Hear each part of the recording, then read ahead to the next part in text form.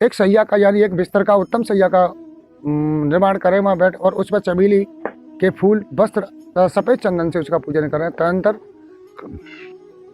गुग्गुल से धूपित करके 8 मंत्र जपें उस सैया पर बैठकर। जपांत में देवी साधक का चुम्बन आलिंगन लेती है। नाना अलंकार से शोभायान होकर भाजा के रूप में संभोग आदि ये करती है, और साधक को 8 स्वर्ण मुद्राएं रोज देती है, 7वें वस्त्र, और इसके बाद भी कुबेर जी के खजाने से मांग कर खजाना ला कर देती है। ये भी भूतनी साधना है मेरे साधकों।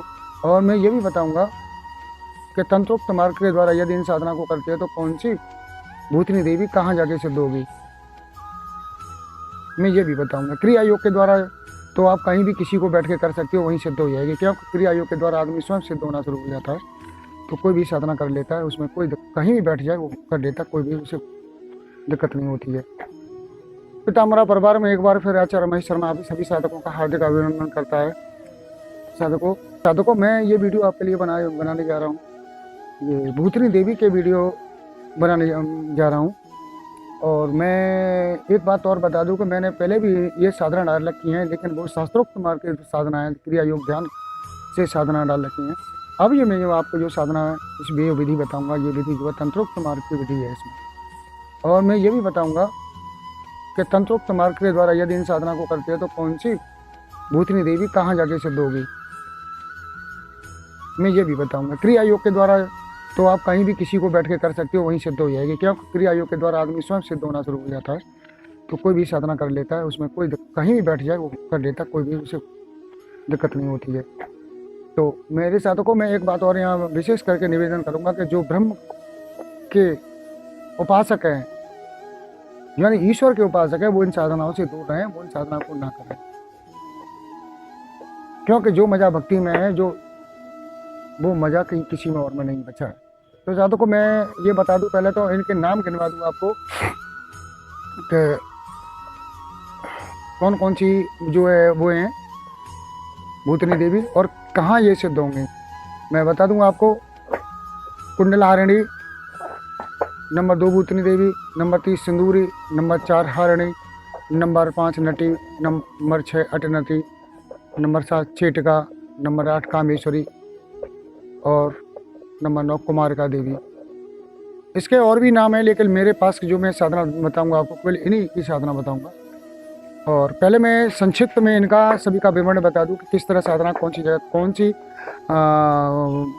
भूतनी देवी की कौन सी साधना कहाँ करनी है, ये मैं बता दूं। उसके बाद मैं बताऊंगा कि ये साधना किस तरह करनी है आपको साधकों। तो मेरे प्रिय बंधुओं, पहले मैंने जो मैं बता चुका हूँ आपको, ये बहुत ही जल्दी सिद्ध होने वाली साधना है।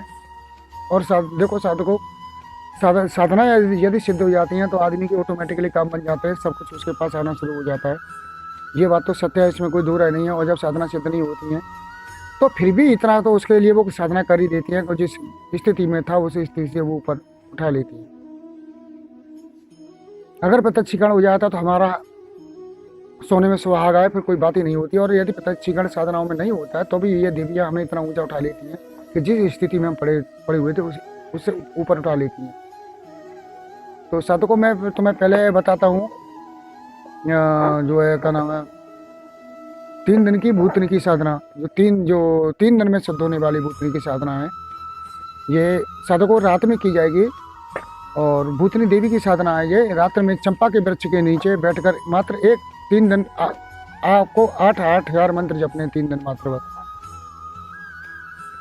3 दिन मंत्र जपने के बाद गूगल की धूप देके पुनः मंत्र जपें सवेरे। जब आप मंत्र जपोगे उसके बाद फिर मंत्र जपें रात को, तो चौथी दिन वाली रात को भूतनी देवी आपके सामने प्रकट होगी। उसे चंदन के पानी से अर्घ्य देना चाहिए। भूतनी देवी साधक से प्रसन्न होकर साधक की इच्छा पूछती है। अब साधक उसे अपने माता या पत्नी या बहन के रूप में जो चाहे साधक मांग सकता है, तो उसी रूम में ये साधक के साथ रहती है।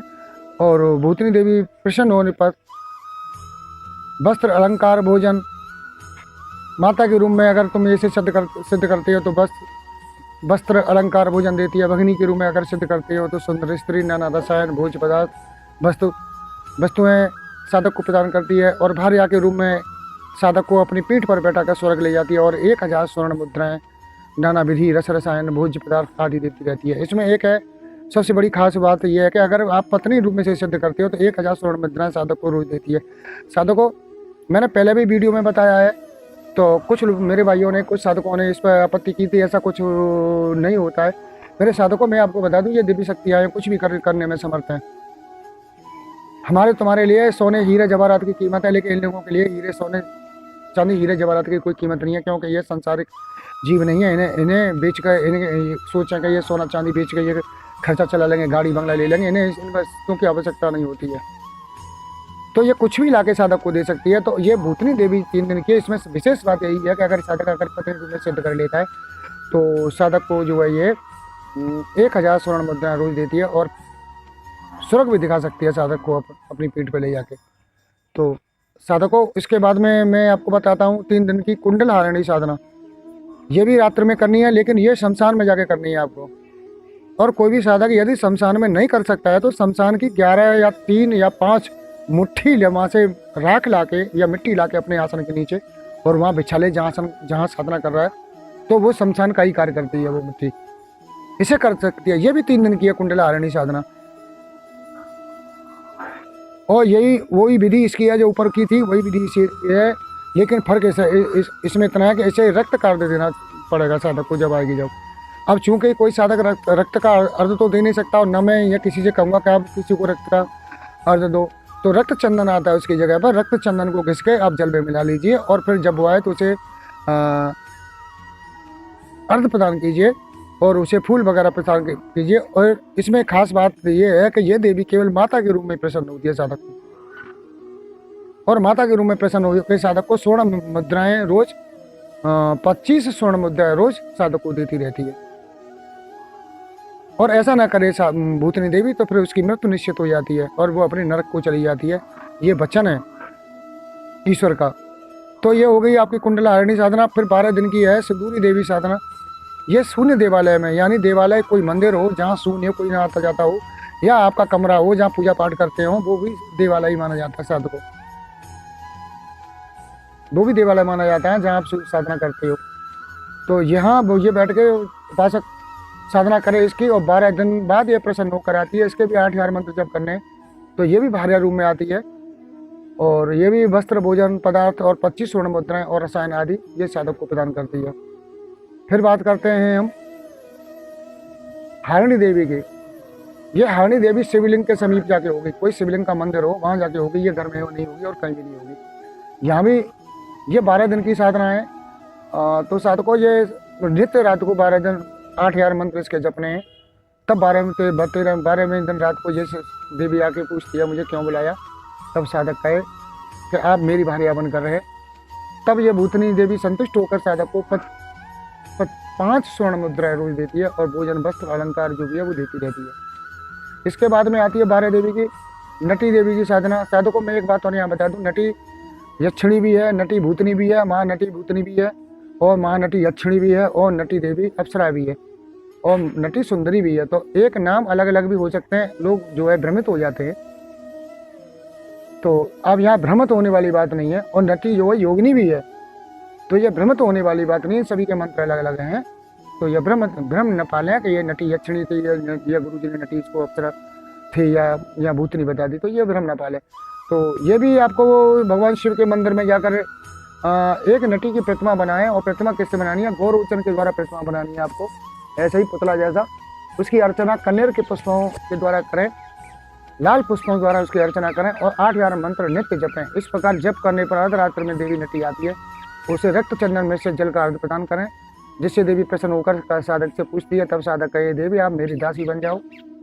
तो देवी साधक को दासी बनकर प्रतिदिन वस्त्र, अलंकार, भोजन पदार्थ देती रहती है। लेकिन इसमें शर्त यह है कि उसको उसी दिन खर्च करना पड़ेगा साधक को, वरना वो अगली बार देना बंद कर देगी। और साधनाओं में ऐसा नहीं है जो मैंने बताई थी। लेकिन जो नटी देवी है, इसकी जो आपको धन देगी उसी धन साधक को खर्च करना है। एक साधना और मैं इसके बाद में बताता हूँ महानटी की। ये मैंने आपको नटी देवी की साधना बताई है, महानटी की साधना बताता हूँ। ये महानटी की साधना आपको नदी के किसी संगम स्थल पर जाकर करनी है। और यदि संगम स्थल पर जाकर साधक नहीं कर सके तो संगम स्थल की मिट्टी लाके अपने आसन के नीचे बिछाए, तब भी ये हो जाएगी। और इसके 8000 रोज कंटिन्यू मंत्र जपने हैं। शाम को पहले इसका सूर्यास्त होने पर चंदन की धूप जलाए, अर्धरात्रि में जब इसके जप करें इसके, लेकिन इसका पूजन शाम को भी करना है आपको। और ये वही पद्धति है जो और भूतनी देवियों की वही पद्धति है इसकी।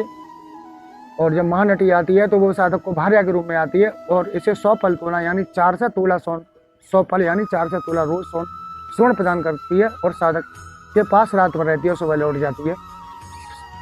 इसमें भी यही है कि जो भी आपको स्वर्ण प्राप्त हो आपको नित्य खर्च करना है, वरना वो कुपित होकर देना बंद कर देती है। इसमें भी यही नियम लागू होता है। तो साधकों, इसके बाद में मैं आपको बताता हूँ 3 दिन की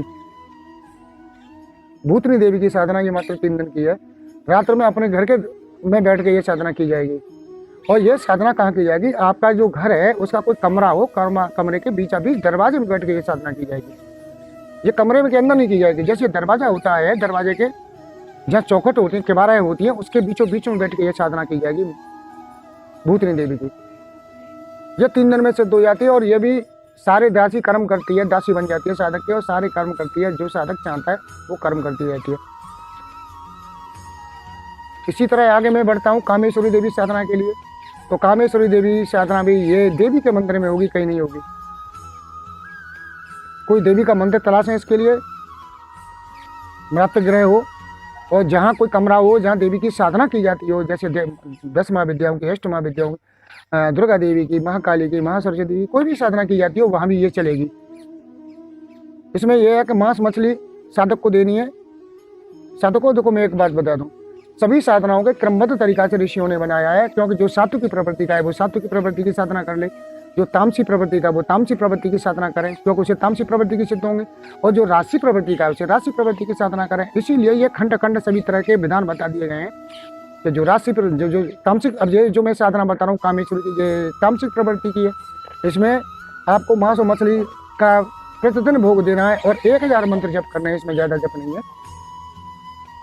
और 7 दिनों तक 1000 जप करने के बाद में जब देवी आती है तो इसे भी चंदन युक्त जल से अर्घ देना है। और ये भी संतुष्ट होकर साधक की भार्या बन जाती है और साधक की सभी इच्छा पूर्ण करती है जो साधक चाहता है। तो साधकों, ये साधना है मैंने आपको बताई, बहुत ही गोपनीय साधना है ये। वैसे तो दुनिया के भैया सब बता रहे हैं, मैं नहीं कहता हूँ किसी जगह कोई नहीं, सभी लोग अपनी अपनी हाँ कर रहे हैं, लेकिन मैं जो साधना बताता हूँ मैं उन विधियों के द्वारा बताता हूँ, साधना जो प्रमाणित विधियाँ है। एक अगली साधना मैं बताता हूँ, ये भी भूतनी देवी की साधना है। रात्रि के समय किसी देवालय में जाकर उत्तम सैया का, ये एक तरह की साधना है मात्र। किसी देवालय में जाके एक सैया का यानी एक बिस्तर का, उत्तम सैया का निर्माण करें, वहाँ बैठ और उस पर चमेली के फूल, वस्त्र, सफ़ेद चंदन से उसका पूजन करें। तदनंतर गुग्गुल से धूपित करके 8000 मंत्र जपें उस सैया पर बैठकर। जपांत में देवी साधक का चुम्बन आलिंगन लेती है। नाना अलंकार से शोभायान होकर भार्या के रूप में संभोग आदि ये करती है। और साधक को 8 स्वर्ण मुद्राएं रोज देती है, 7 में वस्त्र। और इसके बाद भी कुबेर जी के खजाने से मांग कर खजाना ला कर देती है। ये भी भूतनी साधना है मेरे साधकों। तो ये साधना मैंने आपको सभी बता दी है। अगले वीडियो में मैं आपको बताऊंगा कि ये साधना आपको करनी कैसे है।